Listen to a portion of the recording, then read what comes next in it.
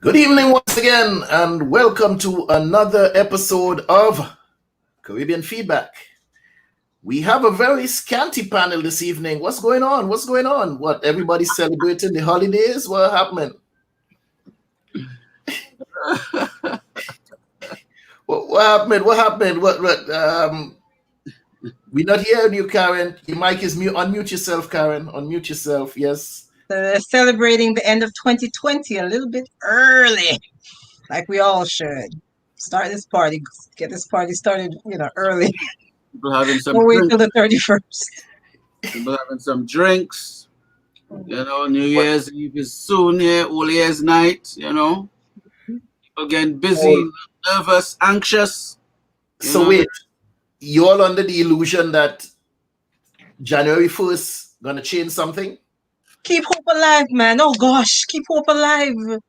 No disillusionment. It's just be faithful. Listen, keep hope alive. Let me tell you something. 7 o'clock New Year's Eve is already New Year's Day someplace else.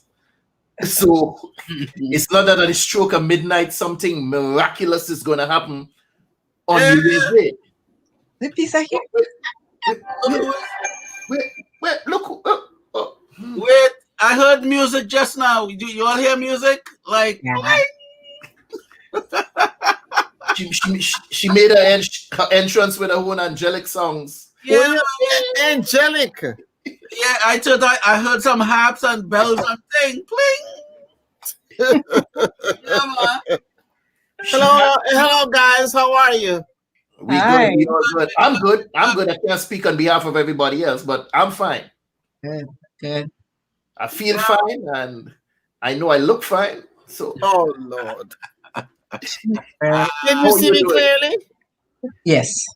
I can see clearly now. Perfection. Clear. Thanks, Karen. I needed that. Perfection. No, for real. Lighting is So, good evening, Lighting. one and all. Whoa. Good evening. Let's get the show on the road. Let's do the introduction. So, by the time Mr. Mark Chase stumbles his way in, we'll be well on the way. And today he will be dubbed as our latecomer. Yes. So, starting with you, Ms. Forrester, please introduce yourself. Hi, good evening, everyone. My name is Karin Forrester. I'm with Bantu Creations. Bantu Creations offers beautifully made, African-inspired, lightweight, handcrafted, one-of-a-kind earrings in beautiful shapes, colors, and sizes. Bantu Creations can be found on IG and on Facebook as Bantu Creations. Don't let the large sizes fool you. They're extremely lightweight earrings. Back to you, Mr. Henry. Thank you so much. Not because the holidays are over, you all have to stop shopping. Understand something. Some people are in the middle of Kwanzaa, and there is also the exchange of gifts. So, good evening, Hi, Sherry Ann. and Sylvester. How are you doing? See, O'Brien. Good night. Good night again. Or die hard folks. So, Lucy, it's about time we see an avatar or some live picture of you. No one here knows what you look like. So instead of just an L for your name, kindly put up a photograph so we can see who we're interacting with. Let the people know who you are and what you look like. So, moving to our esteemed doctor on the panel. Please introduce yourself.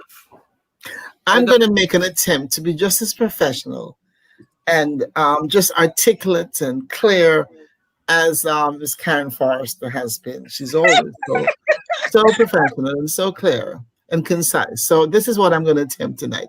My name is Dr. Judith Barnes, and I am an author, a mental health specialist with a PhD degree in mental health counseling, Christian counseling. I'm an author of about 4 books. I am recently found out that I can paint pictures. So I'm now an artist. And well, some people might say I'm a con artist, but I like to think I'm an artist that uses different colors to depict life and situations and people and things. These are lovely, lovely. Thank you. Yeah.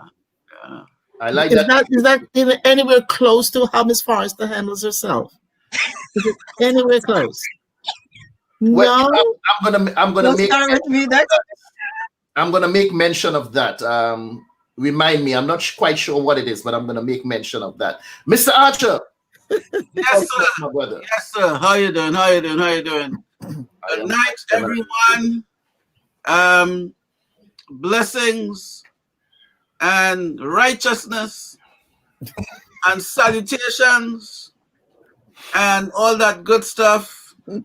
Excuse me, as I need some coffee and everything because it's been a long day.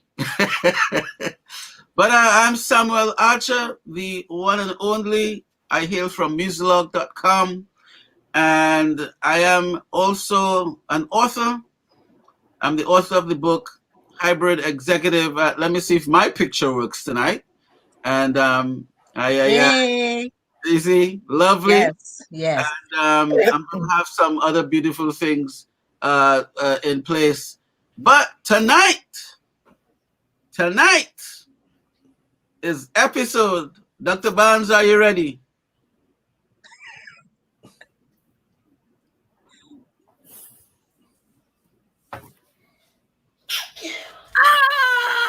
She get it. She get it. Episode number 24. You get good. You get it tonight. That's good. Yes. That's good. There's hope. Back to our moderator over there. Yes, good evening once again. My name is Curtis Henry. I am the producer and host of Caribbean Chat. Caribbean Chat is a forum where we celebrate the history and excellence and contribution of Caribbean people in entertainment, sports, politics, the arts, and so on and so on and so on. You can find us at Caribbean Chat, that's chat with 2 T's, on YouTube. We Caribbean Chat on Instagram, Caribbean Chat on Facebook. So make sure you like us on Facebook, follow us on Instagram, and go to that YouTube and smash that subscribe button. Make sure you leave us a comment. Let us know what you think about the program. I ask you to do the same for Caribbean Feedback. Let us know what you think about the show. Let us know what you think about me. I wonder if YouTube have enough bytes to hold all of that information. I know some of you may think I'm full of myself, but okay. You're full of what? I'm grateful for who I am. Exactly. Most of us here are familiar with the saying, out of the mouth of babes comes the truth. Many times children in their innocent state cannot help but blurt out their brutal honesty. Some of them do say the darndest things, most time in the form of a statement. Other times they cause us to take an introspective look at ourselves when they ask a question. Today's topic comes from the mind of my 12-year-old son, Joshua. Yeah. And I quote, That's right. "Be grateful for who you are," unquote. I was often told that you have to have an attitude of gratitude. The dictionary defines gratitude as the quality of being thankful, readiness to show appreciation for and to return kindness. A lot of us do indeed express gratitude when someone does a good deed for us by simply saying thank you. You see, people, gratitude helps people feel appreciated.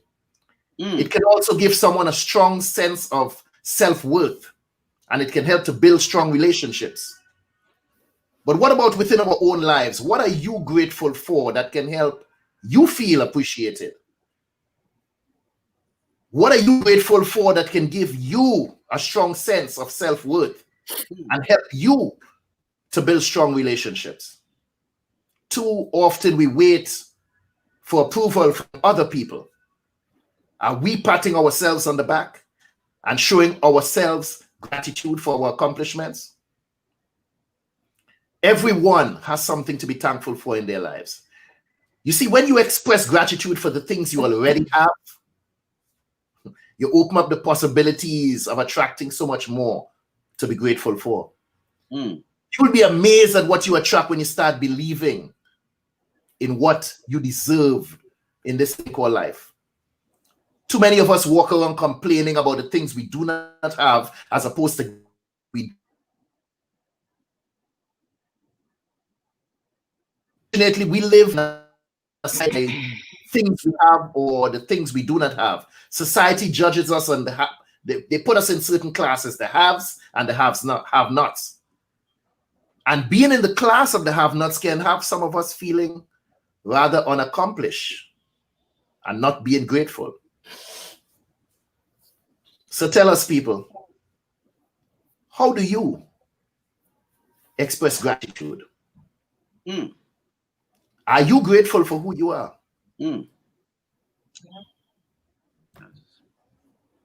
Preach it, man. Preach it. Preach it. I want you to answer it. Yeah. Are you grateful for who you are?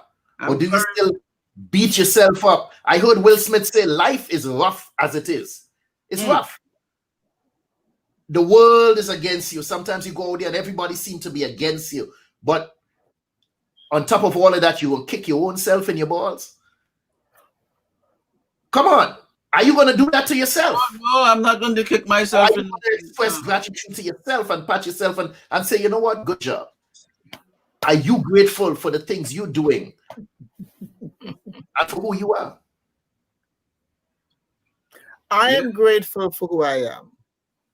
Flawed, complicated, difficult, but also joyously happy.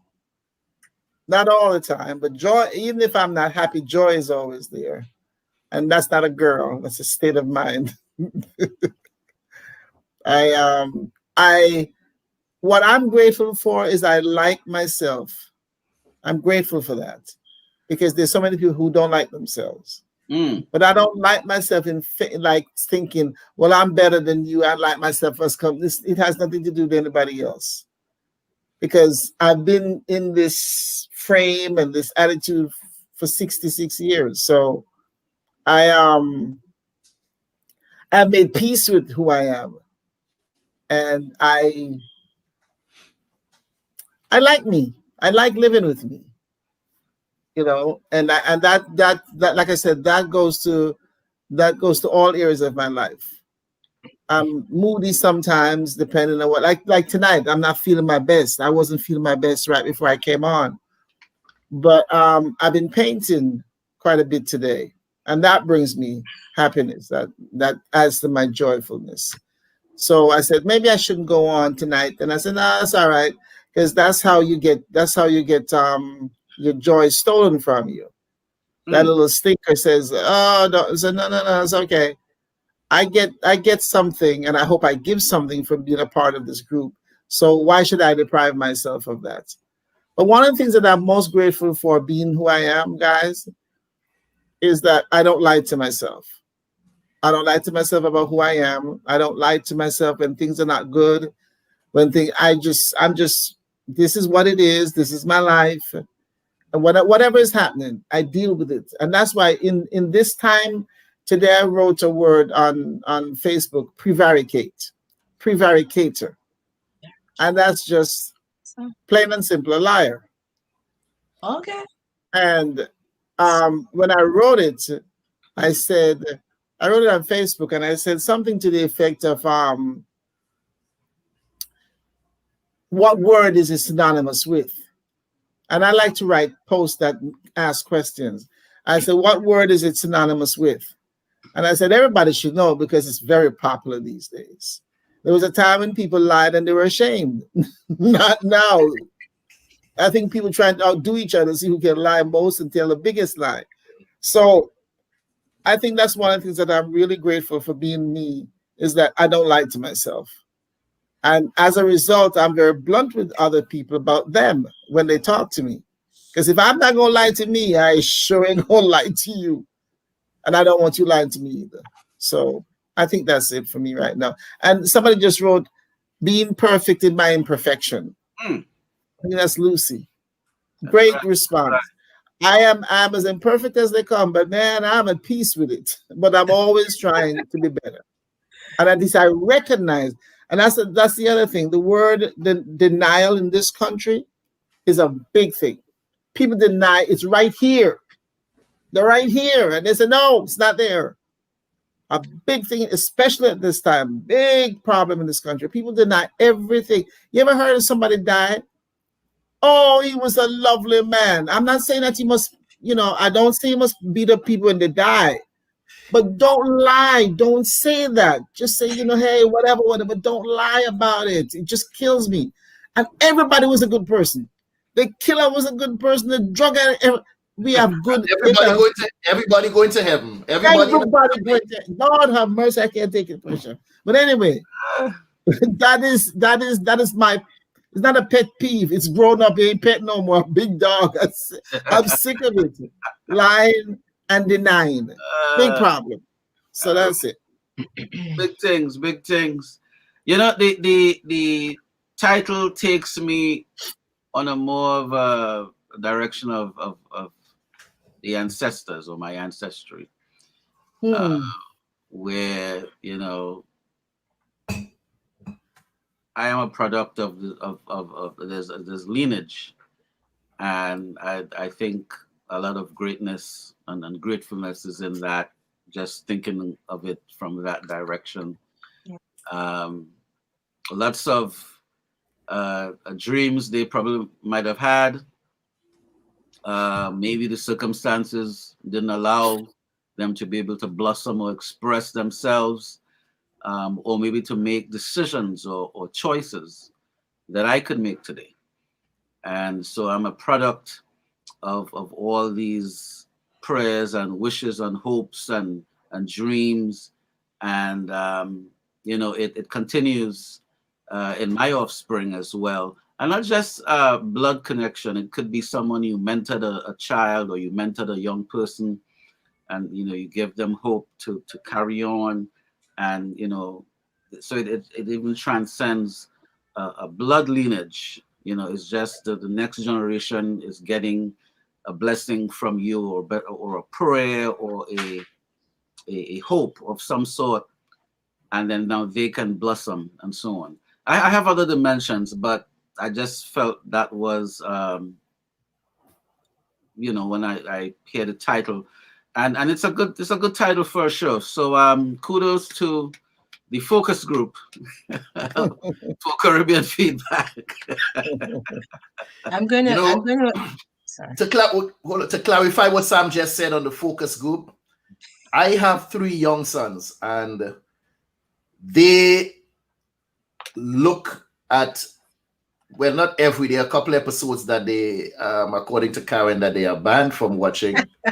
But they look at the episodes. They are avid supporters of the show. Yeah. So now they are talking about having their own YouTube channel. They are talking about. They are now. This is their first official contribution to the show. That is cool. By naming one particular episode that they think we should be discussing, being grateful for who you are. So yes, go ahead, please, Karin. No, I was going to add on to what Sam already said. Grateful, so very grateful for the foundation that I had in Jamaica.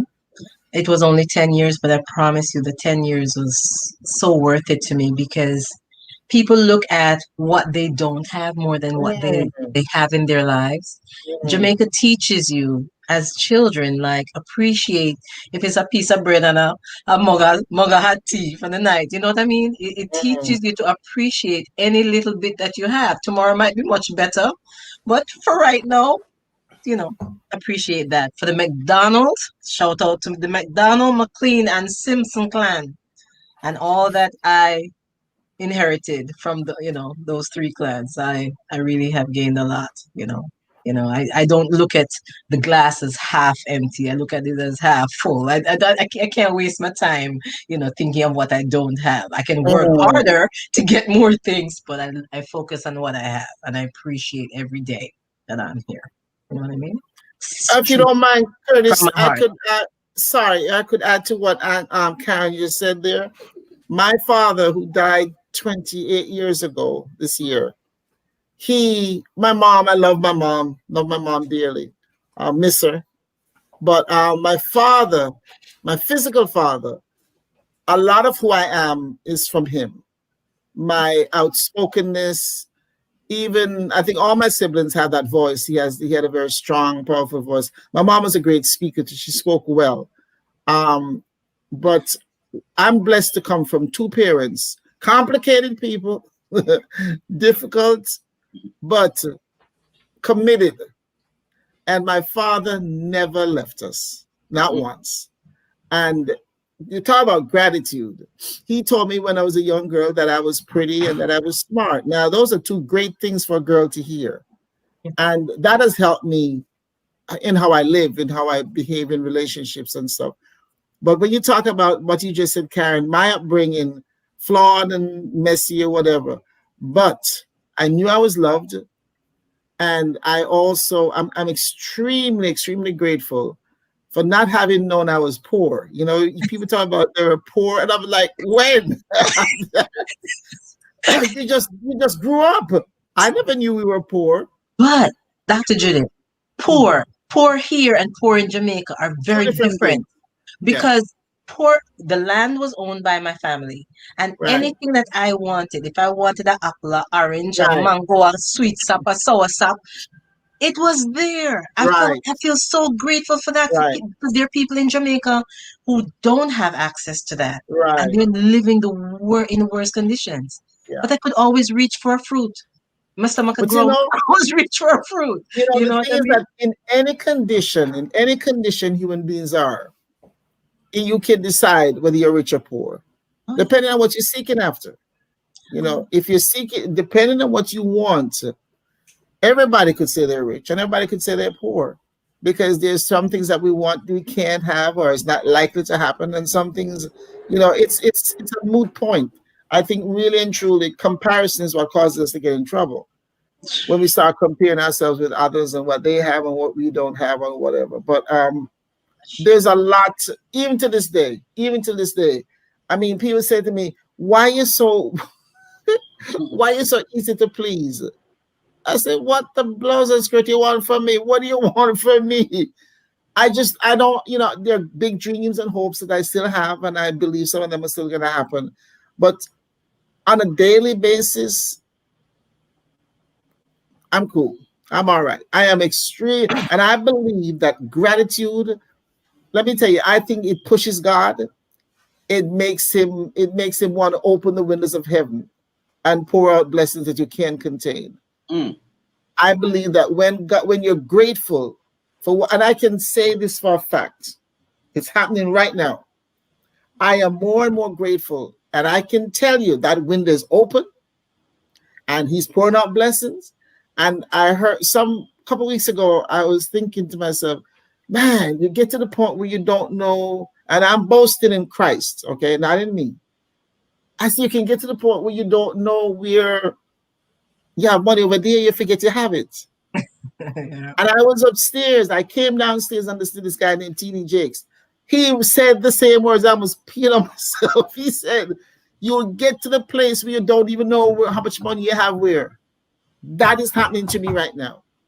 Oh, good. Glory be So to the God. reality Glory is be to that God. if you trust, for me, trusting and seeking Him first, He says He'll add all things unto you. So I can't complain. I can't, guys, I can't complain.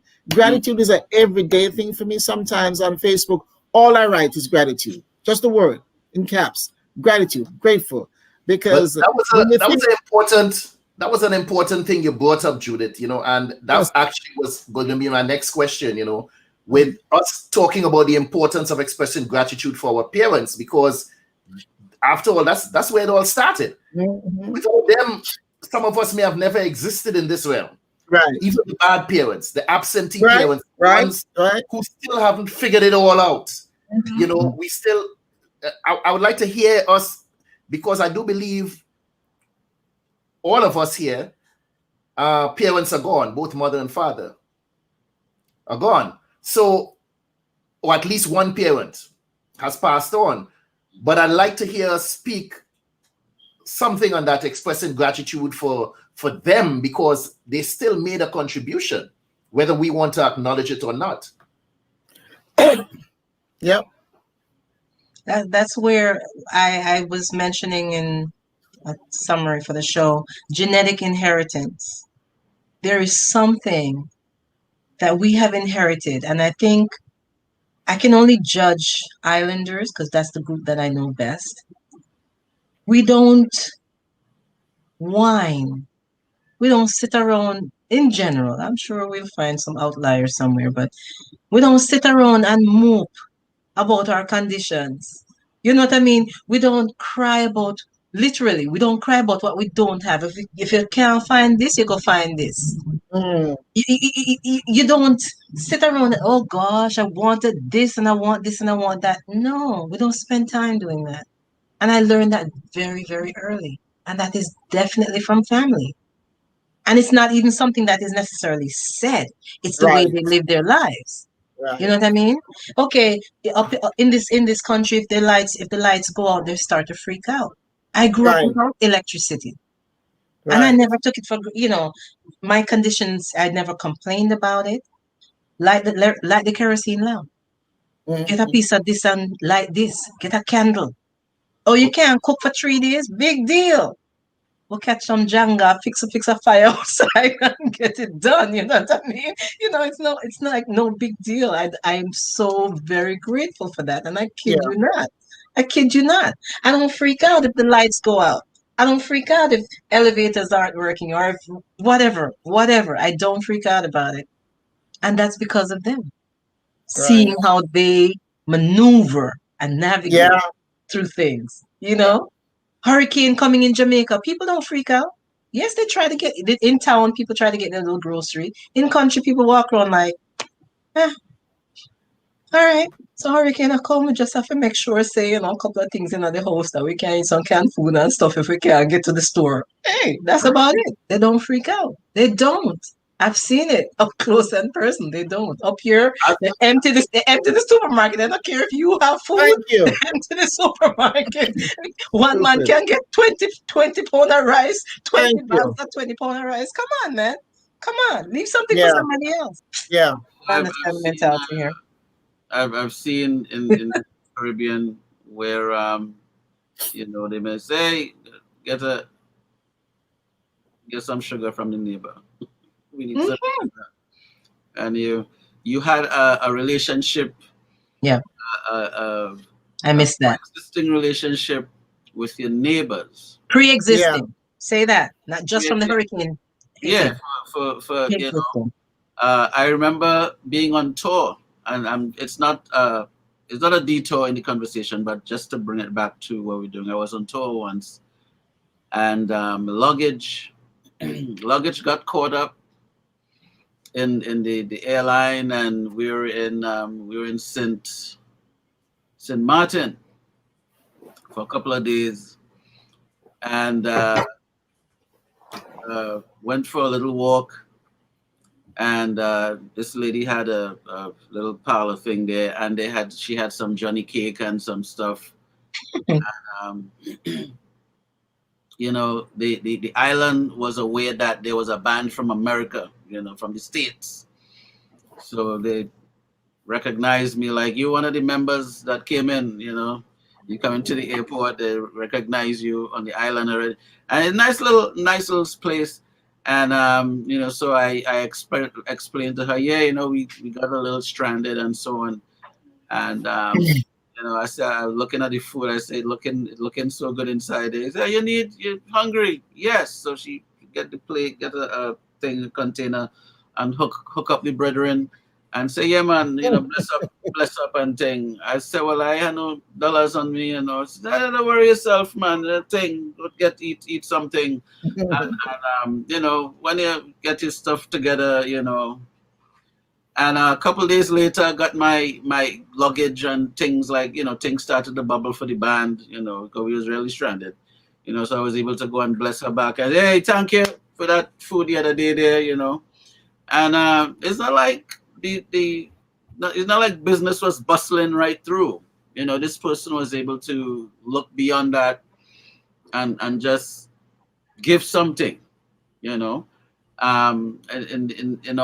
humanity.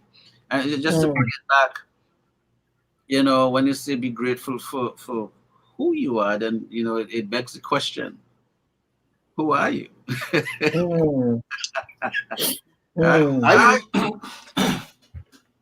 I remember a very interesting story, something someone said a minute ago about the sugar. Something I read maybe sometime earlier this year or last year, it was about a parent giving a child some sugar and told the child to take it for the neighbor. And the mother told the child, when you go, ask her to borrow some salt.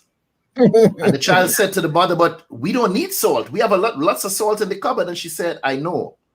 This is just so that she will feel comfortable that she's not just taking. Love it. That she's giving that opportunity to give something. Love it. Powerful. So it takes her out of that dependency state, and now she feels that she can contribute by me asking her for some salt. Oh man. So, and it's the first time I heard anything like that, even in my adult life. I'm saying that's a very interesting twist on things to make that person feel uplifted and not in a downtrodden position that they always begging or always have their hand out. So she asked the beggar for something, so it made them feel empowered. Personally, I have to be thankful for my grandmother. I know I've heard you all, or you all probably have heard me speak about my grandmother, and it wasn't always in a loving manner in terms of the licks, the abuse, all of the things that I.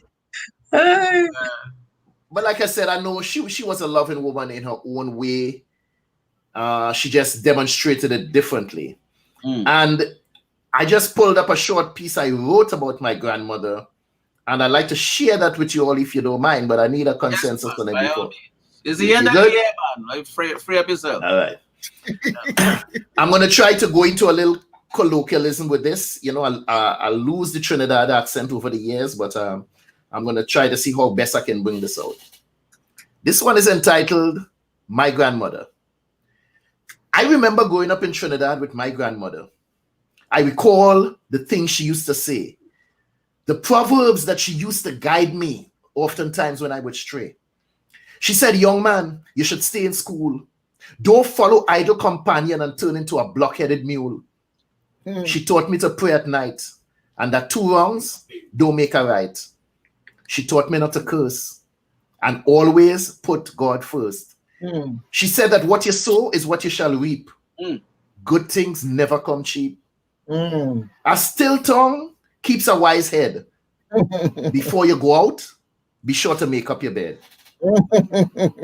She said, boy, don't be like Sister Kit, wiping your ass before you shit. A hard head makes a soft ass.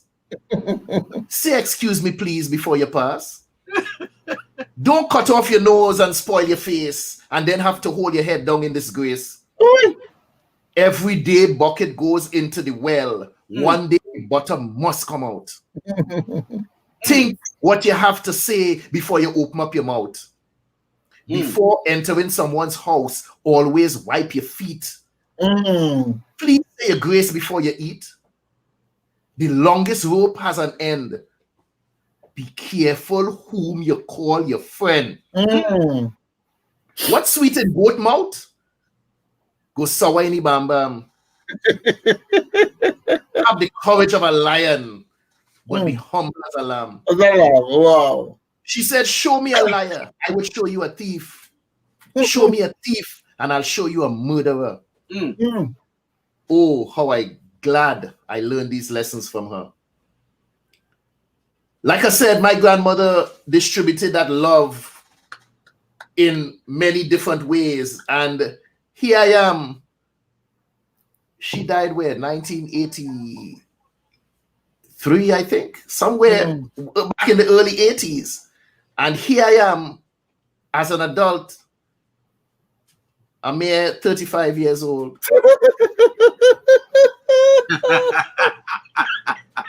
What a bam bam. Why are you only laughing at? I don't look 35. Here I'm at 58 years old, and I can remember those lessons.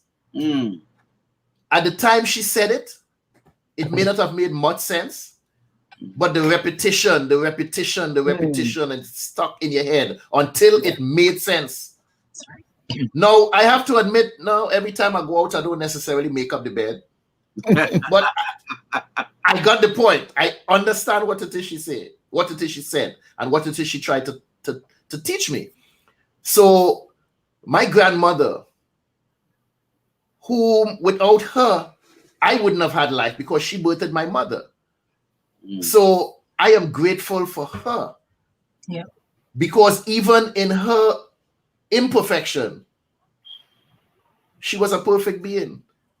And she raised me and taught me a lot of the things that made me into the man that I am today, into this fine example of a man that I am today. Okay. Listen, Curtis, Mr. Henry, may I say something about the sugar? I love that story. My father, he never felt that he had accomplished great things or whatever. Brilliant man. But his mother didn't give him the encouragement, and she favored one of his cousins because the cousin was lighter than him and had curly hair. But he was a brilliant man. But I remember one year I went to Jamaica to visit. I was probably in my 30s at the time.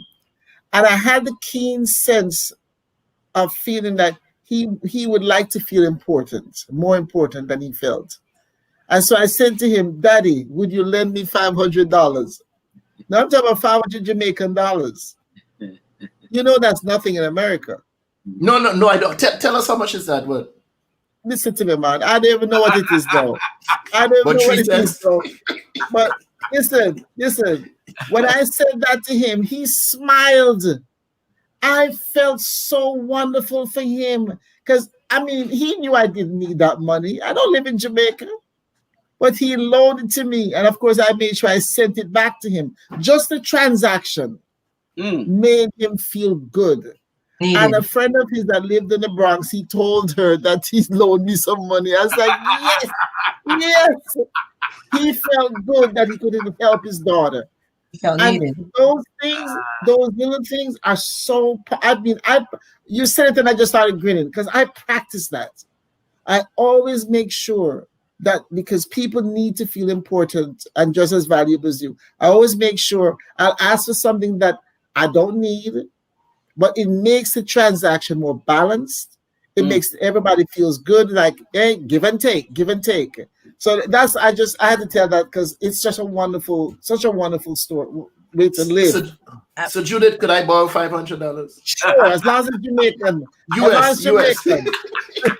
I wanted to add something to that. The cultural beliefs that we've inherited from our individual areas. Sometimes some of those cultural beliefs feel to me like a vice grip. But there have been so many blessings from the same things. In particular, for this particular episode, the food, the dietary practices of roots food, lots of fruit, lots of vegetables. I didn't grow up on sodas and stuff. Man, that was Right. like a treat when I got a bottle of soda, but I didn't grow up on it. I wasn't allowed.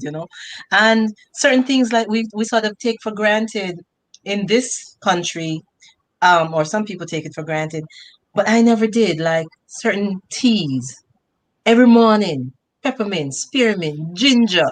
You know, I've gotten into turmeric and to do echinacea, things that we grew up believing were good for our bodies, it turns out are the best things for our bodies. You know what I Yeah. mean? And people are just coming on the bandwagon in the last 10, 15 years, but we've always had that practice, which is why we're so well protected at a time when we're dealing with COVID, you know. You know what else, I think Karen? I love that. In addition to what you're saying there, what gratitude is part of it. But some time ago, I don't remember because I'm always processing about something. And what came to my spirit was God does not waste anything in our journey as we get stronger, whatever. He wastes no experience. Everything has a purpose if we look back on it.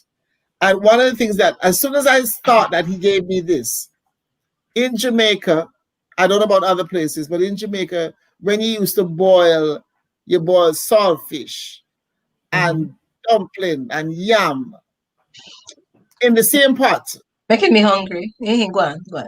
in the same pot. And this was a great analogy that he gave me. And he said, you bought everything in the same pot. And then you don't throw in the water, that's pot liquor or soup, whatever you want to call it. It's So the true. whole thing is used. Everything is used. Everything has a purpose. And that's the resourcefulness Yes. that we used to have. It's still there. It's here. A lady in the supermarket told me the other day, oh boy, it's so stressed living in this country. I said, no, no, no, no. You stress yourself. I said, you stress yourself. You could be here and don't stress the way you stress. It is a choice because we're trying to live the way Americans are living. And we're culturally not Built for strong that. enough to, not healthy enough to do it. And if that's why you see the Puerto Ricans and the Italians, and all this, they come in, they maintain their culture as much as is possible.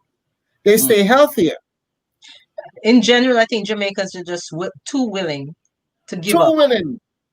that which had made us the strongest. I agree. And that's real on every level. I mean, you go back to Jamaica and everybody wants to try dress up this and the gun, so they can take care of the child, but they have the best this, the best car, the Yeah, best that.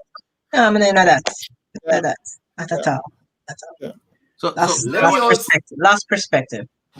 oh, you saying something? no go ahead, Sam. Go ahead, Sam.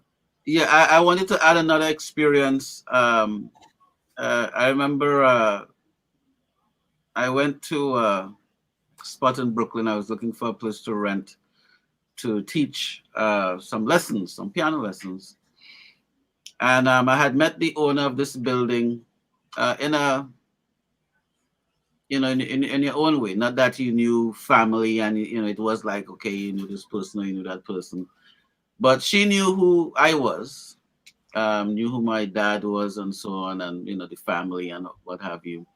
But we met a different way. So, I went to her and I said, no, I'm looking for a spot to, I need a room to be able to teach some lessons. And she had a school on Eastern Parkway in Brooklyn. So enough, she says, okay, well, we have a piano in this room here. You think you have enough chairs? And so she was very, very, helpful. And I kind of noticed she wasn't talking about the rent. So anytime I was going to the rent conversation, she would find a way to just Change change. the subject. So after a while, I said, well, let me not ask about this rent thing. I guess there's a situation. So a few days later, I was talking to my dad, and he knew who she was. I said, but I was asking her about the rent, and she wasn't saying anything about the rent, and so he smiled. In the conversation, I said to himself, so why are you smiling? What am I missing here? And then he said, I was the one who sponsored her here. Mm. And so being that she knew that you connected to me, Wow. just giving you this for rent free, apparently. Wow. And put it all there. And to bring it back to where we are in the conversation here, some of the blessings we're going to be getting is it's goodwill. And we have this thing where people are giving goodwill and you just do good and you share, and you just don't know how far it's going to go. Yes. To the point that she came to this country, he sponsored her. She was able to build a situation for herself. She had a school and a church, and really well. She passed on as well, but was able to lay some form of a legacy and foundation down in this country. And you just getting a blessing just passed on to you because of something that happened before. Right.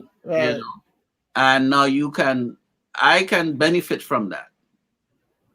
And you just don't know. So, be grateful. I just had to be grateful because I was able to teach piano at this place rent free. That price was paid already. Long time. And I just thought that would be nice to share in this Let me also share this. I am also grateful for those people whose paths I've crossed. I'm talking about those who caused me pain because they did nothing but made me stronger. Yes, sir. Hallelujah. I am grateful for the pain and suffering. Yes, sir. Because it helped to shape me into the man I am today. Yes, sir. Yeah. Does anyone have? I don't know. Life couldn't just have been a bowl of cherries. Life couldn't have just been a bowl of cherries for everybody. So salute. Who want to salute the haters? Oh, thank you for telling me what I can't do to make sure that I got it done. Told you about culinary school. Everybody was whispering. What? How could you give up this? It's all right. Don't worry. So we see the haters. Yes, they do propel you. That's what they do. They propel you. They provide the dirt. You see, when you plant energy, you plant a seed, it needs dirt and some water and water and sunshine. So the haters bring the dirt. Yeah. And that, but it's dirt. You need that dirt. It's important for germination. You understand what I'm saying? And so when you look like you're in a dark place. When you look like you're in a dark place, it's because you've been planted. That's right. Yeah, you've been planted, and that in that germination process. I always like to. I like to say, listen, I'm like a basketball, a ball, a football, anything. You try to hold me down underwater. The deeper down you hold me, you're gonna let me go. Sometime, but the deeper you go. Once you let me go, is the higher I will shoot up in the air. Right, Pastor. And remember something, in order to hold me down, you're going down too. You have to stay down in order to hold me down. That's true. So the minute you realize that you can't hold me down anymore and you let me go, I shoot up way past, you playing catch up. And I going so far ahead, you can't even catch up. Sherry-Ann. She said the good our fathers do affect us positively. The wrongs they do will affect us negatively down the road. Be grateful for the road your ancestors have paved. Well said. Absolutely. Well said. Well said, Sherry-Ann. I would like to also add, be grateful for the people who paved the road in this darn country that we can sit here. Yes. And talk about we're doing this. I'm writing a book. I'm this. I went to school here. I went to this. True. Oh my goodness. Couple things. Dr. Henry, couple things I'd like to share. Seriously, what you said about being kept down. I often say the only reason why nobody tries to get into an empty vault. So people see something in you while they try to mess with you. So I got that one pat now. I got that. I used to tell, man, they give me a hard time until I realized what I got inside of me. I was like, oh, no wonder they miss. I don't blame them for messing with me because I got something. But let me tell you one of the things that has worked in reverse with me. The other thing is what you said. If you pressing me down, you're engaged pressing me down, so you can't do nothing else. I've written about that for years now. So in a way, you're giving away your energy. I'm still going to fight to come back up. The other part of it, though, is this. Because I got so used to people pressing me down, I would not do good unless somebody was pressing me down. Really? Yeah, it becomes almost an addiction. It's almost like a symbiotic relationship you're talking about. If you want to use that word, it's part of the equation. Yes, it's part of the equation because you're so used to that. Oh gosh. That when you don't have that pressure to succeed or the pressure to accomplish, it's like you're just kind of lackadaisical. And I have gotten to a place where last Sunday I said, Judith, you've got to stay consistent. See, nobody's bothering me right now. Nobody's trying to press me down. So I have to keep on target with what I'm supposed to do. And I was upstairs. I said, I do a church service with this guy, T.D. Jakes, on Sundays. I listen to him. I make notes and everything. And I said, I'm talking to myself. I said, Judith, you got to keep on forging. Even when it doesn't seem, just keep doing something towards what you're. Listen to me. I come downstairs, I get my pen and my paper, and this is what the man said: dedicated to your destination. You must continue to do even when nothing looks like it needs to be done. And I'm like, get out of here. I was just doing that upstairs. So what I'm saying is that I would start things and have the greatest of intentions, and I got all these skills and talents. But if I didn't feel pressured, I would soon let go. So part of that whole symbiotic, you're right, Karin, right? Symbiotic relationship is that as long as they're pressing, I'm going to be fighting. So what the Spirit told me, no, you're going to be dedicated to your destination, whether somebody's pressing you or not. And I promise you, one thing with me, once I'm confronted with facts, I don't play. And since Sunday, man, I've been just going, doing a bunch of stuff that is eventually taking me to my destination. Because for many years, I felt that to succeed would be a bad thing. That was an issue that I had. And I know it comes from family issues because I grew up with all these brothers who are very successful. And, it's like, the girls, they graduated, they did good, but nothing like the guys. So you get to the point where you're saying, like, where's my encouragement? Well, what God has done for me is that's okay. I got you. You just keep going.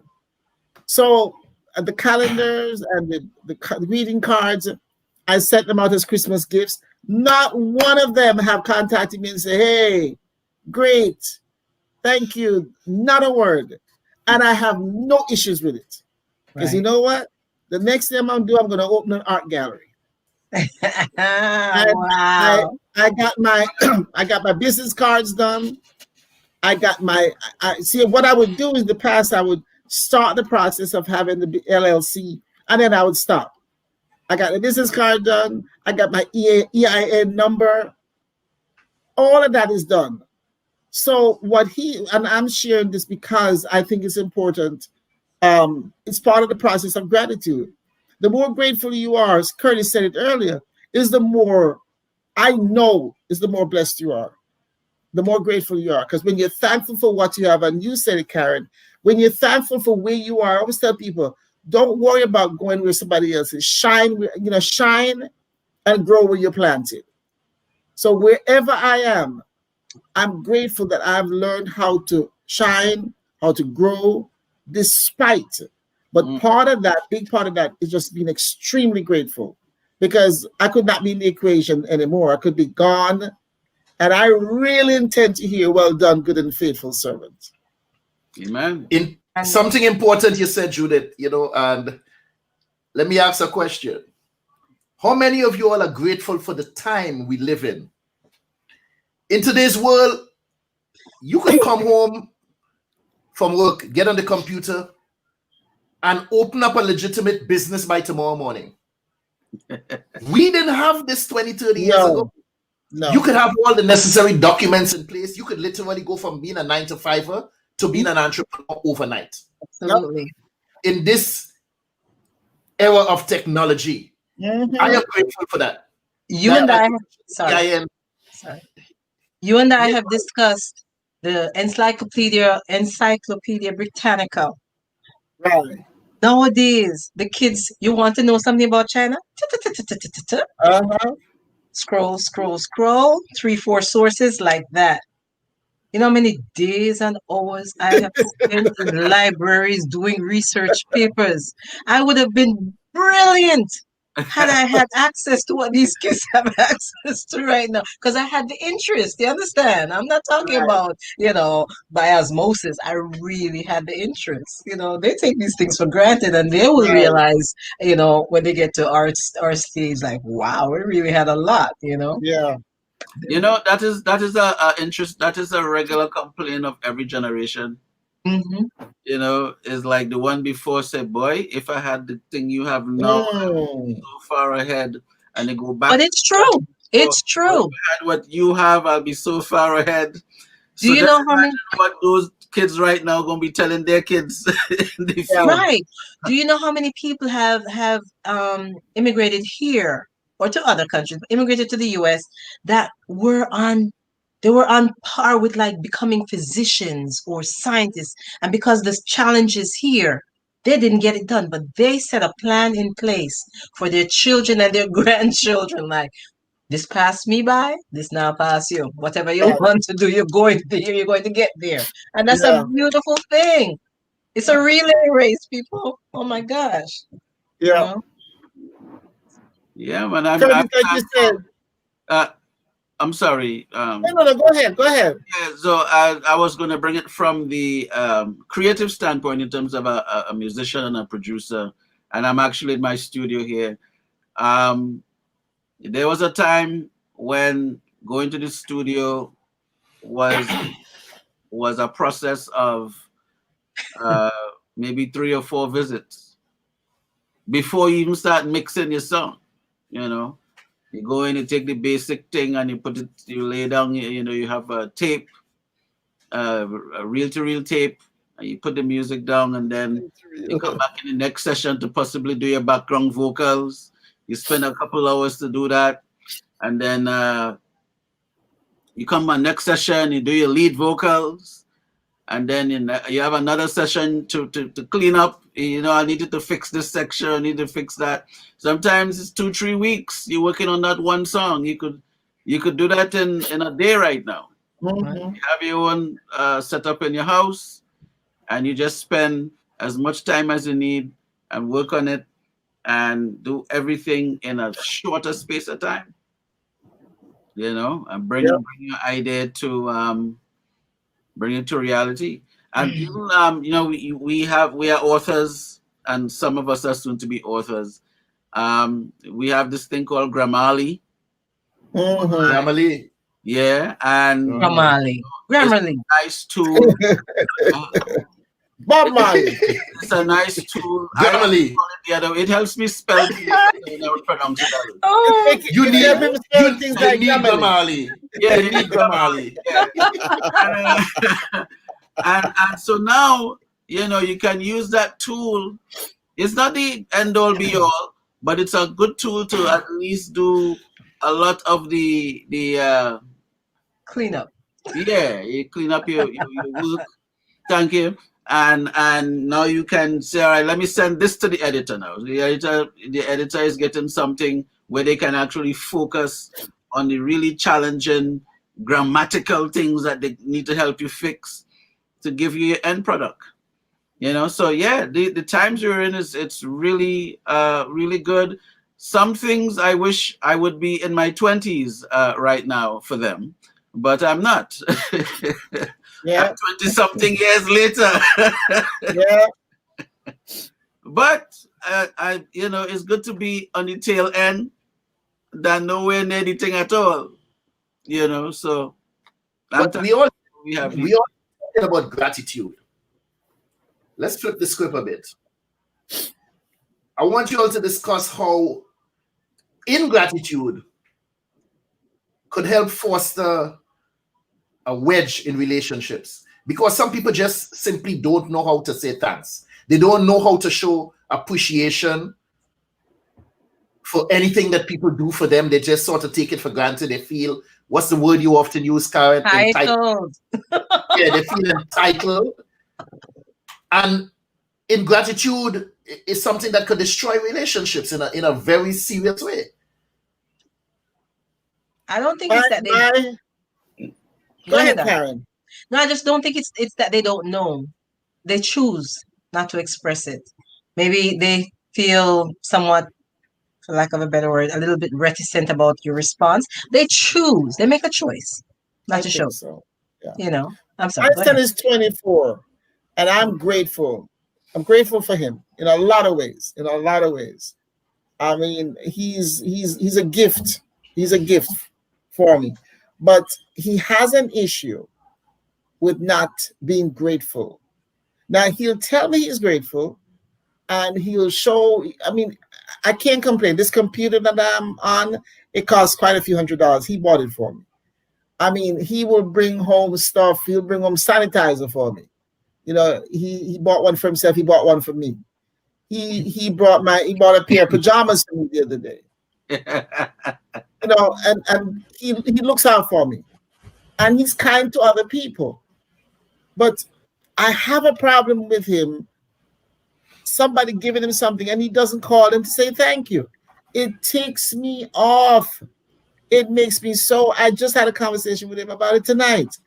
I was on the phone with my sister, and he's telling me to tell her thanks for his Christmas gift. I said, no, you're not using my phone call for that. You're not using my phone for. You make your own phone call and tell her. I'm not doing that. And that is something that just when I tell you, it annoys me because he's so blessed. And like I said, he gives things. I mean, the other day he bought a packet of masks. He said, give that to Aunt Toots and Wayne. So he gives, and he gives expensive things, and he gives. But I asked him the other day, he had some money in his hand, said that his boss gave everybody $50. It was all in fives. So I said, oh, give me a $5, man. Come on, man, give one a $5. So I was teasing with him. And he said, no. And when I got my Christmas gift from him, there was a card, and there's $5 in there. So he's thoughtful, you know. I mean, he thinks. You know, he thinks. I mean, not just intellectual. He's brilliant, but he thinks about kind things to do. So I don't get the disconnect between that kind of kindness, and he'll tell me sometimes, which blows me away. Sometimes he's just a mom. You know, when I think about how far we have come. I mean, not a lot of 20-something years going to talk to you about that. But he grew up with us always having conversations.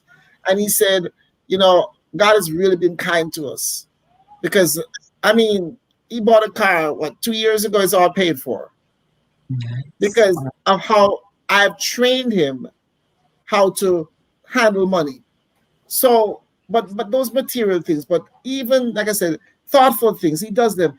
But just to call somebody and say thank you, it irritates me. Are you fixated on the call? How about if he does what a lot of millennials do, send a text? Maybe that's the direction. No. He can text. You know, just acknowledge that somebody took the time to do something to you. No. He doesn't have to call. In a funny way, what I may think is happening, and it may be the changing of the guard.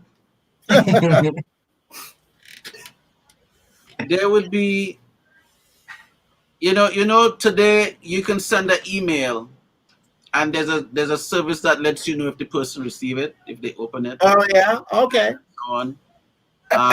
And there's some sort of check and balances so that they would, you know, you receive something. Even sometimes on the social media stuff, you know, it tells you if the person read it.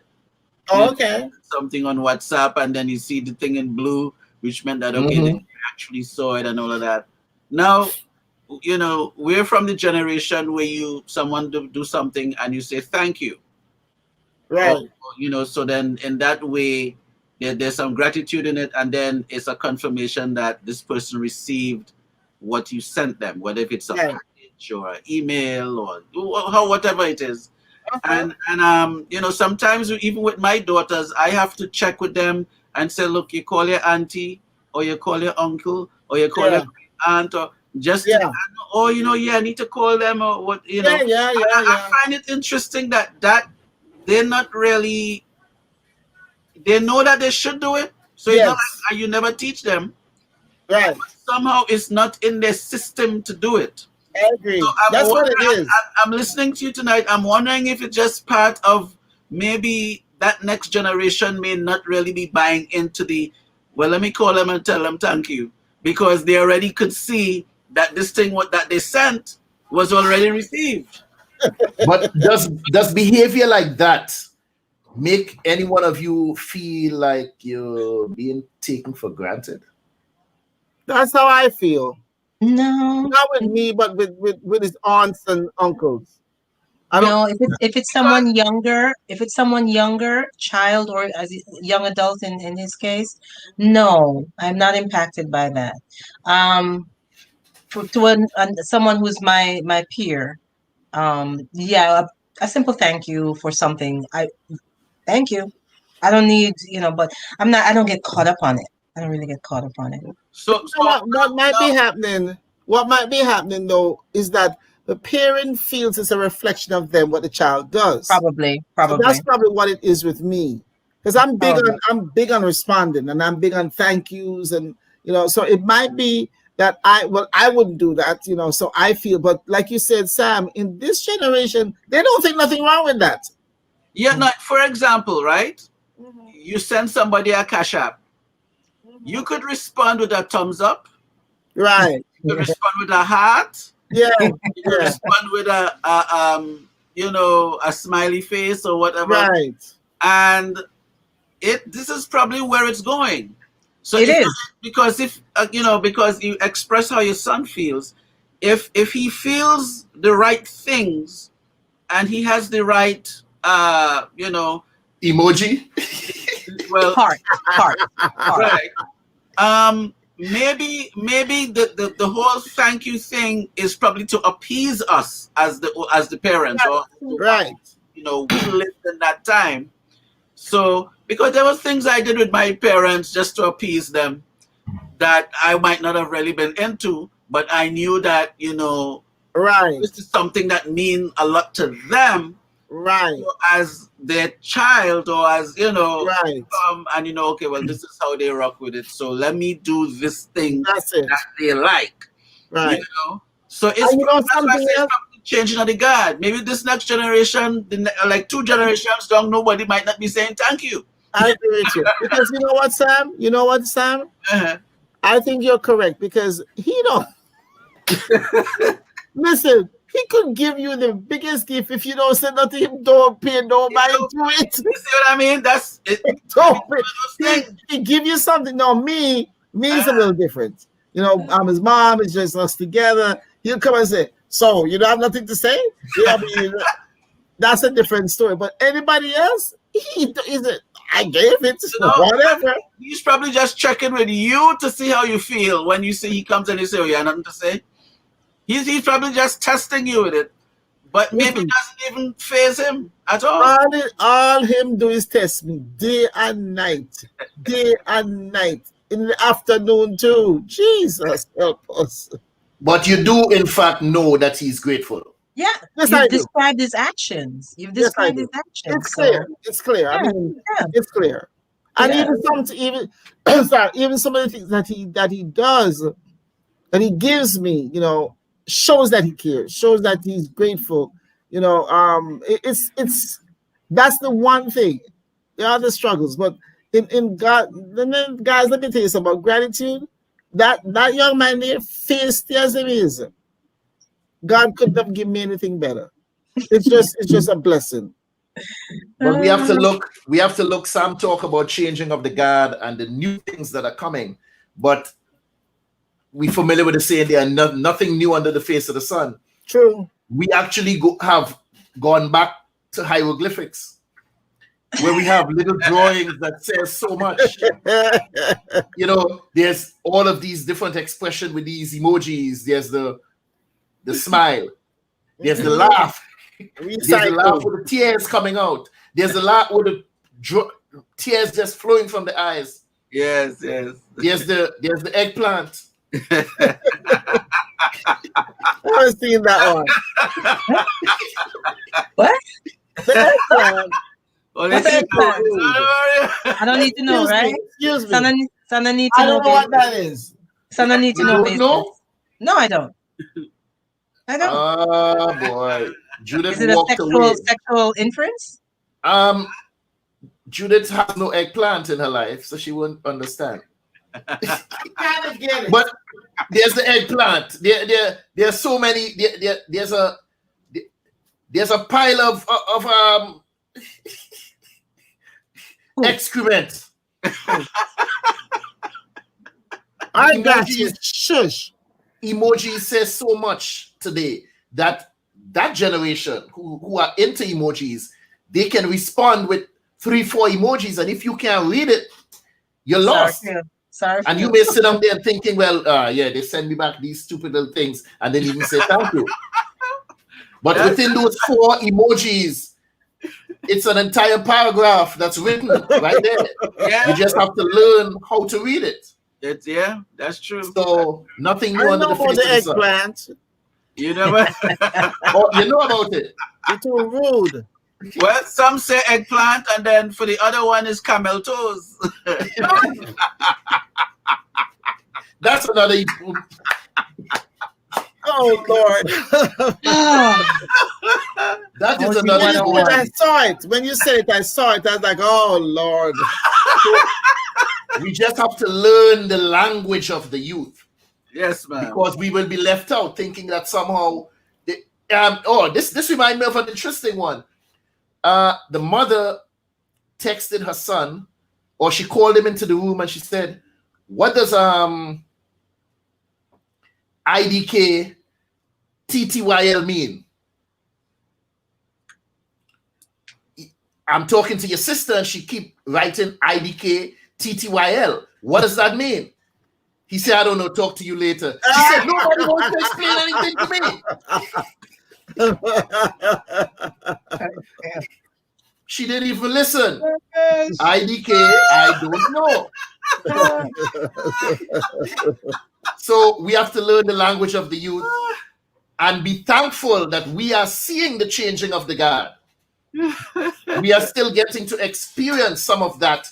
And if we want to sit back and think, well, that doesn't concern us,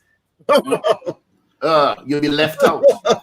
You will be playing a position on that field called left back. Yeah. So we have to get involved. I'm not saying that we should just start talking via emojis. We have our language. Yeah, we still say thank you to one another to show our appreciation, but try to reach out and understand them. Otherwise, there will be that great divide where you find yourself And unable when to they come communicate. when they come into your company, they know how to behave. You know, Yes. when they come into your company, they be like, "Oh yeah, this is Dad. So Yeah. let me play They this switch. role right now." Yeah. And They they're switch. cordial and respectful, and Yes. you know, until you see them interact with their thing. Yes. It's a whole different language. Different life. And I'm then like, it's like, what's that? what y'all talking about? Start giggling amongst themselves. Yeah, that's true. One of the things to pat myself on the back, people say self-praise needs no recommendation. No. I don't wait for approval from people. I am grateful for my intuition, my belief in myself, knowing that I could accomplish anything I set my mind to. Yeah. I've done it. What about you? Anything. It's a learning process for me in many aspects. Some things I'll be on point with it. Some things I'll have to remember. Oh yeah, this means. Oh yes, you know. And sometimes it depends on the mood that certain things hit you in, where you're receptive to it in the moment, or whether you can capitalize on it in the moment, because you may not always be ready. It's like someone coming to fight Bruce Lee all the time. I mean, there might just be one day that he was just having a little drink of juice, and you come behind him and catch him in the rib. Now he may be able to recover and come back and beat you up. But yeah, the approval thing, not all the time someone needs an approval, but maybe once in a while it's just to help you gauge where you are. Just imagine you look at a race with Bolt, with Usain Bolt, and you have 7-8 other guys running with him there. Now you can't crown Usain without those 7 other guys. Now you don't know the name. You don't know how much race they win to get to that point to go against Usain. Right. Because if they're not there, Usain is not the fastest man in the world. True. And it's this thing that, yes, you are the fastest, but sometimes you still need that contrast. Right. You still need some sort of validation, because without them, there'll be no you. Yes, the validation is there. Now, is it win, lose, or draw? Not necessarily. If you believe it within you that, look, I am this good, or I am, I'm confident that this can happen, But once in a while, if there's going to be a conversation about the greatness of the situation, you're going to have a commentator say, Dr. Henry read a really good poem tonight. What you thought about that? And if it goes across the room and everyone gives, and then one person might say, man, that's a bunch of nonsense, man. Right? So that's like a thumbs down on your down on your YouTube channel. you have 100 people like, yes, this is good, and then one person come, you have like 2 or 3 people, that is a bunch of nonsense. Yeah, those are the haters we speak about. The haters, so people, closing arguments. Tell us. Closing arguments. Let me hear you all. Let go deep into this topic of gratitude. Gratitude for who you are. Well, I would say that so much of what we're saying here, so much of what you guys just said, that idea of somebody to play off, or somebody to validate you. I think I've always known that there was a lot I could do, but I found out not many years ago that I wanted people to come along with me in my dream. I wanted people to not even say it's a good idea, but just be there and say, all right, we're going to stick with you. And, whatever you're doing. Now, my husband, I had that in him. I had, whatever I did, my real husband, I call him, whatever I did, he was there with me. But that got messed up, and so that ended. But I recognize that I do better when I'm doing for the group. I achieve more when I think others, especially my family, is coming along with me. So what I'm learning and have learned is that my gifts are my gifts. Whether or not people approve, whether they validate, they affirm, or whatever it is, they're my gifts. And I have to be excited about them. I have to, and this week I've been home almost 2 weeks now, which is great. This week I've been thinking about, what am I here for? It's not the first time I've thought about it. But I'm not just on this earth to live and work and whatever and then just pass on. I'm here to make a difference and to leave a legacy with my son, financial as well as otherwise. But my gratitude, I know, has brought me great things. I mean, I get so excited about the smallest of things that happen to me and that I receive. But like I said, what has been a stumbling block for me most of my adult life is wanting people to come along with me into achieving and to, whatever. But my gratitude right now, the greatest gratitude right now, I no longer need that. I can get up every day and pursue what I know I'm here for and do it well. And I'm not afraid of succeeding anymore. I used to be afraid because for me, succeeding meant that I would stand out in my family. It meant that I would be, in a sense, competing with the guys. And I didn't want that because I wanted them to like me. Well, I still want them to like me, but you know what? Your blouse and skirt left me alone. I am going someplace. I got things to do, and I'm doing it. Thank God, guys. Let me tell you, those greeting cards that I got done. On the back of it, it said all artwork by Judith Barnes. It took me years. I would always give other people credit. Curtis has been around we've been around each other for a while. So everything that I did, I want other people to come along, right, Curtis? I'm doing a book. You want to put a recipe in there? You want to put this in there? Always wanting other people to come along. And that's a great thing. It's a wonderful thing. But now it's like, that's good. But now I'm going to do for me, with me, by myself and the Lord.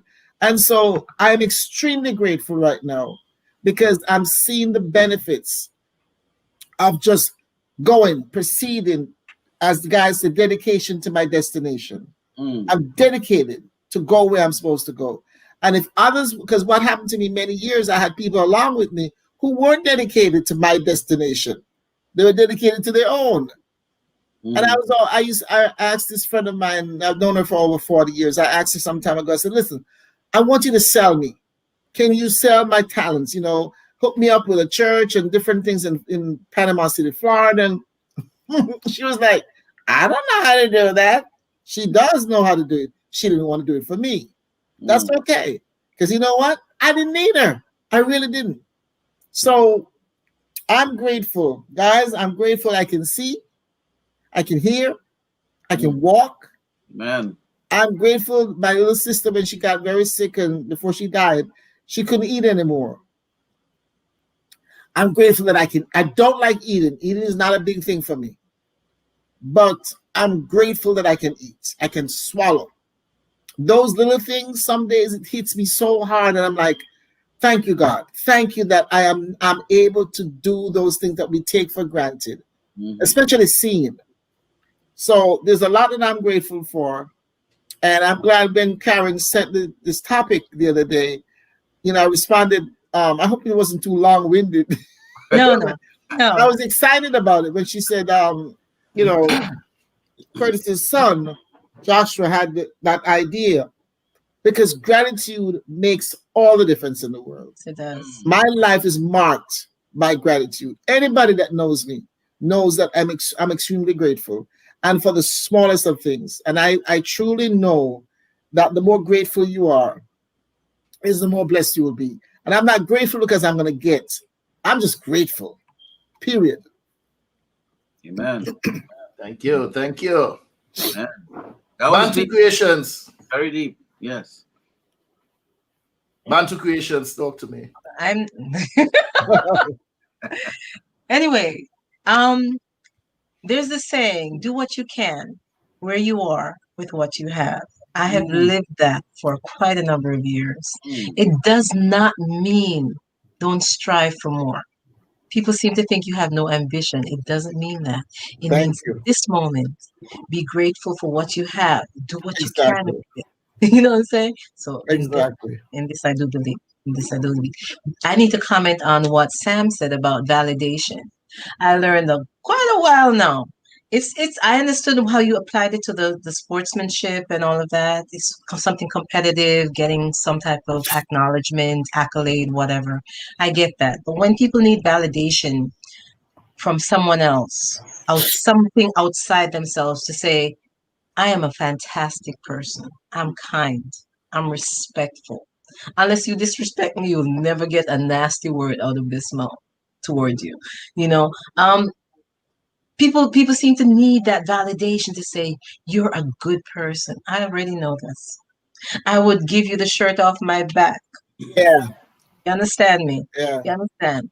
This is the person I am without anyone else telling me, you know, that, hey, Karin, I don't need. I don't really need that. And it's been a while. It's been for Yeah. quite some time. This is not new, but I am grateful for where I am, what I'm doing Mm. this moment. I'm still striving. I'm grateful to be right here. Thought. That's it. Great thought. Great thought. Amen, amen, amen. Mhm. Let's see Okay. let's see You waiting what's for me to on call his you? face. I Huh? guess it's me, man. I guess it's me. Go through, go through. I'll rock with it. You know, this was a good topic. Again, kudos to the focus group. Um, and it gives me a little joy inside that our title tonight is from a younger, you know, Yeah. or from the youth. Um, I also think that on going deep, Curtis spoke about his grandmother. You know, he would talk about his grandmother on a regular. And I am thinking, you know, I look at families like a chain, you know that like an iron chain, you know, and then these chains, there's a link, you know, but it comes down to a point where there's a link of focus. There's that link, and I think for him and for many of us, I think his grandmother was that. There was a time that she was the link of focus, and her duty was to instill in the in his generation, and maybe is his generation, out of all his siblings and cousins, and I don't know as how wide and how far and wide she influenced his family, but who, if she's gone how many years now, who in that family is the link of focus? There's a good chance it's Dr. Henry. For me, right now, I am the link of focus, in terms of this choices and decisions, for both my parents. They're no longer here. And parents that raised me, they're no longer here. And so now I am that link. At one point, they were the link of focus. Now I am that link of focus, and I have to get my daughters ready, because eventually they will be the link of focus. Somebody there would have to be, okay, making the choices, because I'll probably be in a box somewhere. But looking at it from that aspect, there is a lot of gratitude. There is a lot of learning, a lot of understanding, a lot of humbleness, a lot of humility to understand the magnitude of the responsibility that generations down the road is going to be looking back at this moment and say, this was the link that that's why we're here right now. It's because of these choices. It's because he or she was focused. They were driven. They were motivated. They were passionate, and they left these things. They left paintings and books and archives and stuff that we can come back and imagine us being thankful now. We have video footage Oh, that our yes, generations down the road could come back yes, and see, this is grandpa, and this is yes, great great yes, great grandpa or great great great grandmother. We have absolutely. some video and some, just imagine the group behind that. They didn't have this. Right. It's just a story you heard. Yes, grandpa so and so, he used to be in this field over here, and he used to plant cane and this, that, and the other. And they may see a black and white picture. Yeah, this is what he looked like. Oh, okay. This is, yeah. But generations down the road, they will actually have some video footage. And they say, he looked like me, or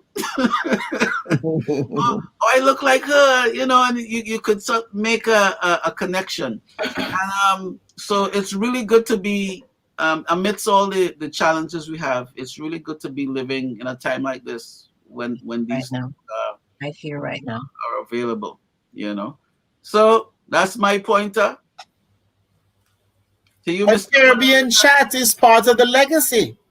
Yes. Yes. Mr. Moderator. Okay. 24th episode. Huh? I am grateful. I'm sorry. I'm grateful for my children. Take your hand from your mouth. I'm grateful for my son. Okay, I want him to know publicly. Yes. Get your head inside of there. I want him to know publicly that he's loved. That's yeah. right. That he's appreciated. Yeah. That's right. I am grateful that he is of the age of comprehension, that he can understand what it is we're doing here. And even as a child, he still can find a place within what we as adults are doing. And that's an honorable thing. And it's a humbling thing and a satisfying thing as a father to see that my boys, infant boys, are participating in one way or the other with what it is I am doing. And why biting your lip? And I'm happy to see that he's participating. I want to tell you I'm proud of you for your contribution today by giving us this topic so that we can sit here and discuss. Introduce him. Asking us, what are we grateful for as human beings? What are we grateful for as adults? So you tell us, what are you grateful for? What's his name? Microphone over here. I don't think he could hear you. I'm grateful for is my family, my friends, my toys, my food, my games.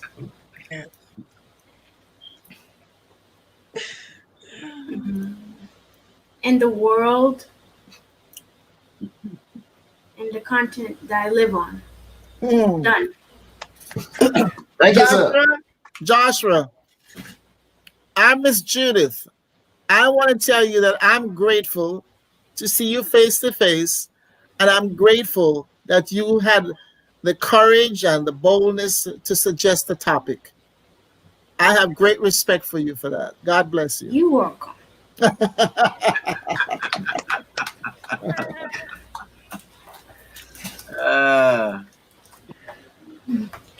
Yes.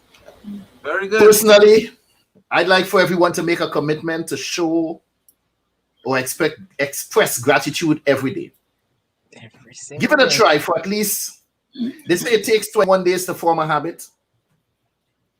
Let's try for 21 days. Every day, show or express gratitude and witness the difference it would make in your life. Start with being grateful for life. You know how many people this morning woke up dead?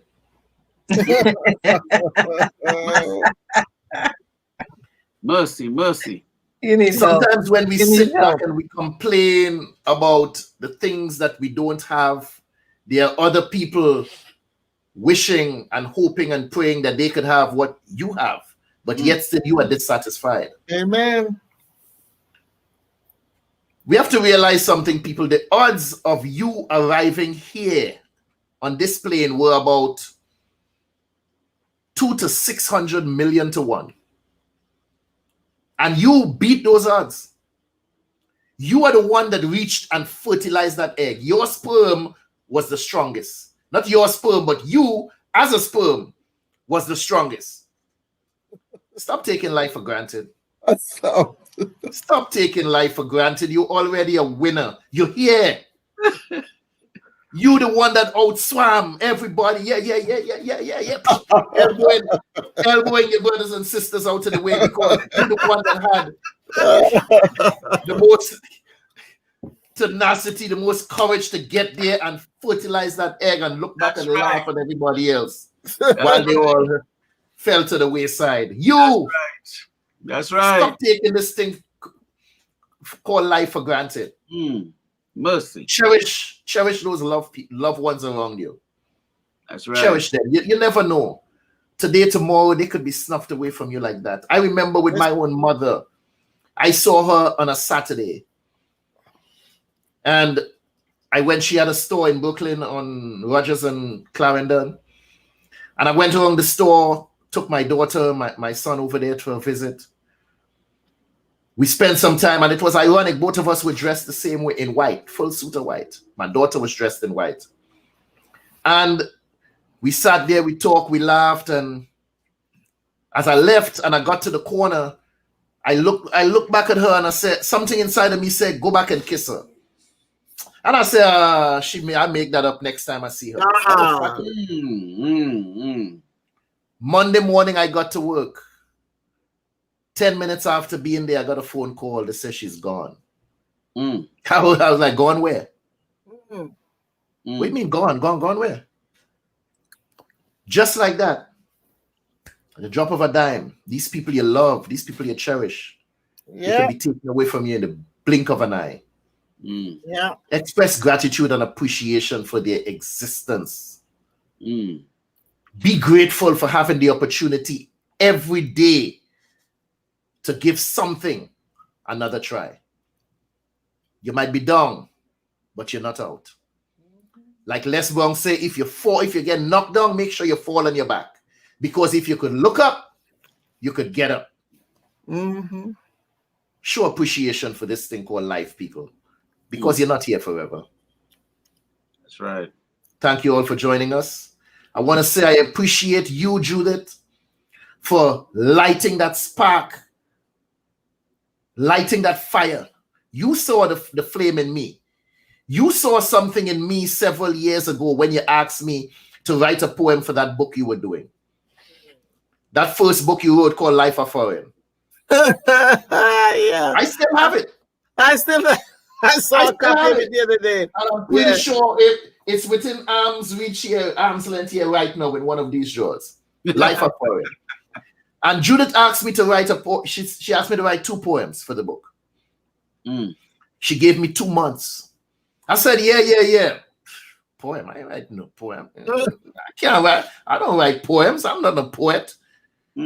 And 1 month went by, and we used to meet quite often with the shows we were doing on the radio and the plays we were doing and whatnot. And I said to her, 1 month, I said, Judith, 1 month going by, I think you ought to go ahead and print that book without me. I'm not. She said, don't worry, you have a month. 2 weeks went by. Met her again. I said, Judith, you only have 2 weeks to do the book. I haven't written a single word. I think you should just go ahead and print that book without me. She said, don't worry, you have 2 weeks. At the end of the first week, she said, she told me before, she said, I want one on Trinidad and another poem on anything. And at the end of the second to last week, got up there and I said, Judith, I got one out for you. There it is, a poem on Trinidad. So you can put that one in the book and just forget about the other one. She said, we still have a week. Gosh, this woman wouldn't give up. There we are. The night before I was supposed to meet Judith, I said, man, if I go up there, man, I'm going to have to hear her mouth. She's going to be, man, what she want me to write about? What am I supposed to do? Just sit here and listen to voices? Voices. And I sat there and I write, voices. I can hear voices. I wrote that particular poem called Voices. And then I took it for her the following day and I said, Judith, I got the other poem out. She said, you read you? You think so when I give up on you? Yeah? You think so when I'm Then she cussed me out. She said, no. You think I would tell you, no, don't bother do it? I know you can do it. But you're rush, you're lazy, you're this, you're that, you're the best. I want to tell you, Judith, publicly, I am grateful for what you did, because by you encouraging me to do those 2 poems is what loosened that rock and set off an avalanche. That's right. Today, that's right. I have my own book called The Voices of My Soul. It's yet to be published, but it's coming, people. It's coming. Right, that's right. And In this new era that we are in, as I spoke about, I'm thankful and grateful to be living in this era. I can now self-publish. No longer do we have to package that and send it off to a publisher and wait for that rejection letter. Or sit back thinking we're going to get a rejection letter. I can now do it myself. So the voices of my soul, it's on the back burner, but it's coming. 2021. Keep your ears to the ground. Well, Listen let for me the take beat of the this drum. opportunity, It's Dr. coming. Henry. Sorry, let me just take this opportunity to tell you thank you so much for all the years I've known you. It has been a delight. But seriously, I will tell you thanks because I'm grateful for you because you have a light in you that I don't think you necessarily knew it was there, but you have a light in you, and you are. If I ask you to do something, that's one of the greatest things. So you could be related to me. I mean, I couldn't get the brothers to do it, but you would. But seriously, it was what they call yin and yang. I'd ask you to do something, but after a while, it didn't take 2 months. It didn't take 2 weeks. I think we came into accordance with each other, our talents and whatever. So I'm grateful to you that you're always ready artistically. We did a play called Single Life in New York. And of course, every scene that Curtis is in, he steals the scene because, that's Curtis. But you always give what you have to give talent to. I don't know about anything else, it's just the talent. But talent, where your talent is concerned, you give, you go to the next level. And I appreciate your artistry. I didn't know you had been into all these different movies because for a while we didn't really communicate. But I always felt to myself that you could do great things and still do greater things. But maybe you have to get out of your own way. No, I don't know what that means at this moment. That's just what came out of my mouth. So there's a lot of talent in you. There's a guy on TV named Tony Gary.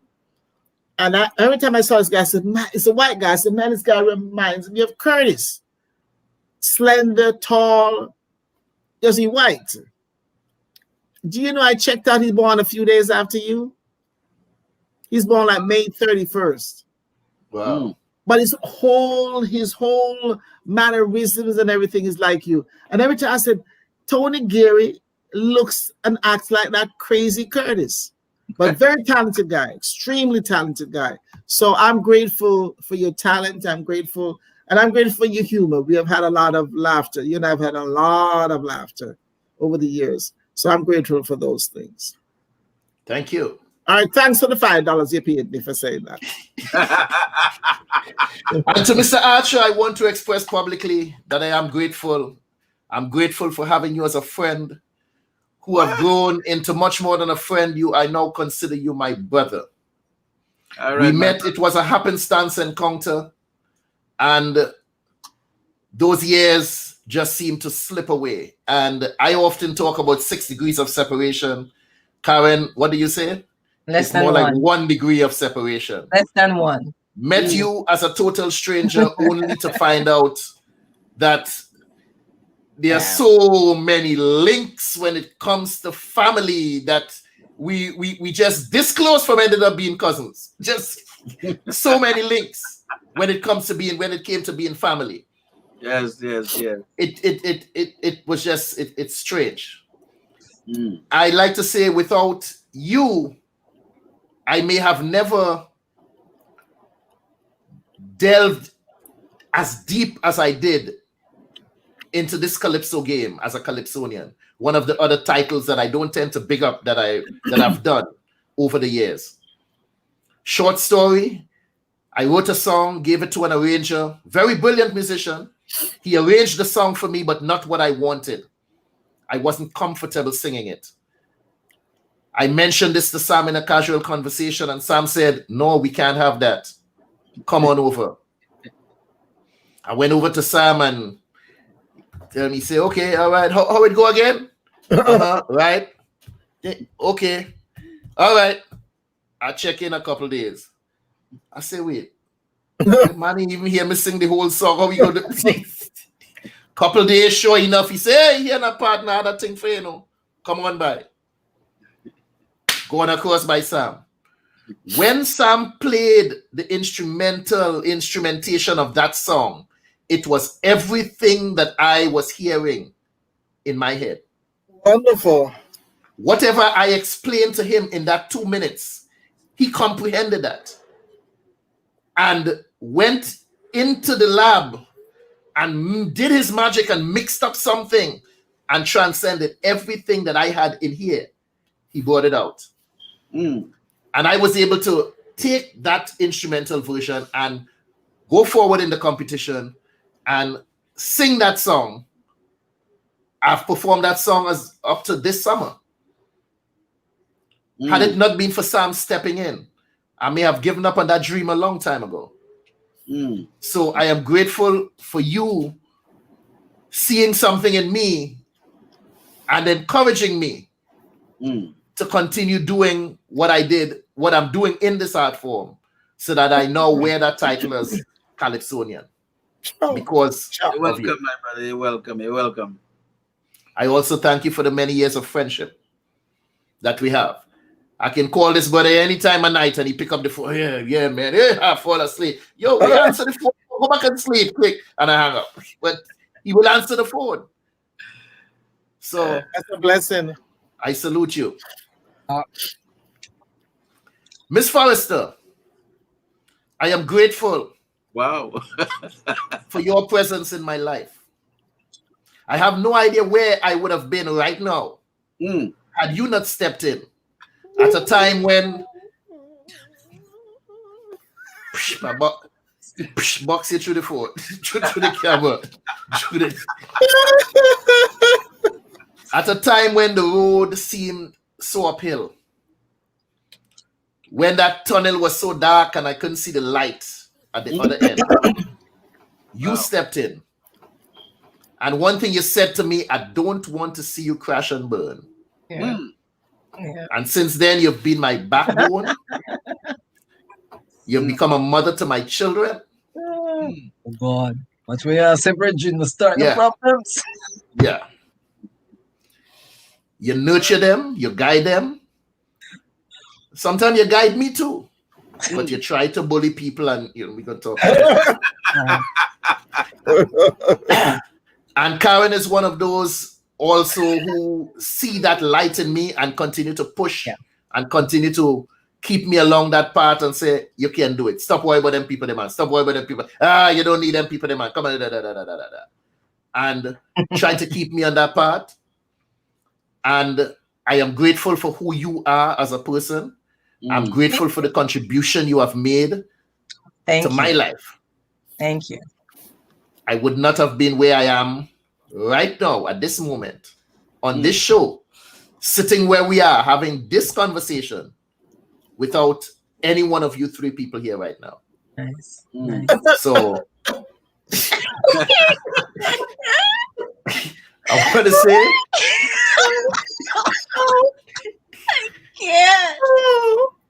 I say publicly, I love each and every one of you all. I respect you. And I appreciate your talents. I can't. And contribution in my life. That's right. Miss Nima Shilling Star said, watching you all make me emotional. I spoke about voices and Nima started raising voices. She said, I hear voices in my sleep. The sleep that most call being awake, voices from my ancestors that encourage me to get up when the sun peeks through the window and skin, my brown skin that the Most High has blessed me with. Brown skin woman history, in my thighs history, in my eyes history. All kind of history. Nima Shilling Star, hearing the voices. That's right. Nima, that's right. When anybody tries to tell you anything about hearing voices, tell them what I tell them. You just jealous because the voice is not talking to you. Okay? They're jealous that they don't hear the voices. Yes. But we do. And it takes a certain, as a musician, Sam, you know Yeah. We hear things on a different plane that other people don't hear. Yeah. Right, that's I right. always remember Miles Davis. People used to consider him rude because Miles Davis would be on the phone talking with you. Yeah, better yesterday. I think that, yo, gotta go. Click. And people like, wait, he's so rude, he hung up on me. No. He's hearing an instrumentation going on in his head. And he's not going to sit there to let you close off your story and buy 15, 20 minutes. He has to go, click, and he go and do what he's supposed to do. So, we hear things on a different level as creative people. Mm-hmm. So, Nima, keep hearing the voices, my dear. Peace and blessings to you. Bless. Sherry-Ann laughing. Yeah, fathers affect us. Yeah, we read that before. Funny but serious poem. Great advice from my grandmother. Lucy, you are grateful being perfect in your imperfection. We are all imperfect beings here. All of us. Amen. And I love each and every one of you, viewers and panelists, in all your imperfections. Amen. People, it's been a great show. Very insightful. Very emotional. I can't wait for what we have in store for next week. Next year. Next year, yes. Next year. Happy New It's Year, been a everybody. pleasure. Happy Yes. New Year. Happy 2021. When you open that door, peek before you run inside, because you know what waiting on the next side. You don't know what waiting over there for we. True that. Okay, it still have 20-something days to go before that fella there give up the reins. We don't know what he could pull. He did pull a good rabbit out of the hat by the $2,000 stimulus check, Right? and then they pass it, so he leave it on a high note. Was that the okie doke? I think I hear they reject it. They didn't reject it, or it's passed? No, man, they pass it. They pass it today. Who, the Senate or the House? Somebody. The House had Somebody passed passed it. it. The House Somebody passed it. They passed were it, waiting and for the then Senate. They McConnell had Senate saying, hearings. McConnell, it's I still hope my cabinet name hold is- on it. Whatever they do, I hope my name is on the list. All right? So somewhere there, look out, people, look out. You might have a check coming. Thanks to Mr. Trump. Right? Okie doke. All right. People, Okie doke. good night. Like Karin said, don't fall for the okie doke. You don't What? know Yeah. what tricks they have up the sleeve. So, Hold on. Let me just do something here. what are you looking for? Oh, yes. Lucy just threw in a quick comment. So we just want to acknowledge her and The same thing. Next week, next month, next year. All of them the same thing. Next show. All right, people. Sherry-Ann, Blessing. Mr. Henry, Mr. have a Henry, blessed one. we're grateful for them. Yes, we are grateful for those supporters who are always here with us. Love you all. Ciao.